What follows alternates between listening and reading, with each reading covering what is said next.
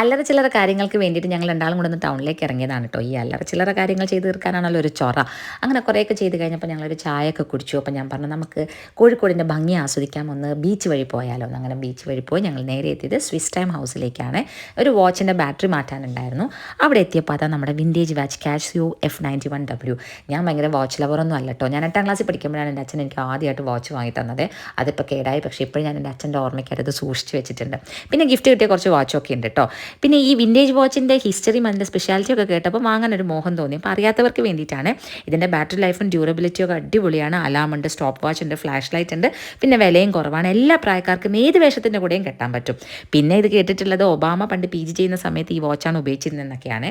ഒരു നെഗറ്റീവ് എന്തായിരുന്നു വെച്ച് കഴിഞ്ഞാൽ ബോം ടൈമേഴ്സായിട്ട് ഈ വാച്ച് യൂസ് ചെയ്തതുകൊണ്ട് കുറേ നാൾ ഇത് എയർപോർട്ടിൽ ബാൻഡായിരുന്നു. ഇപ്പോൾ അതൊന്നുമില്ല. പിന്നെ വേറൊരു കാര്യം, നമ്മുടെ ലാലേട്ടൻ്റെ വാച്ച് കളക്ഷൻസിലൊന്നും ഇതാണ്.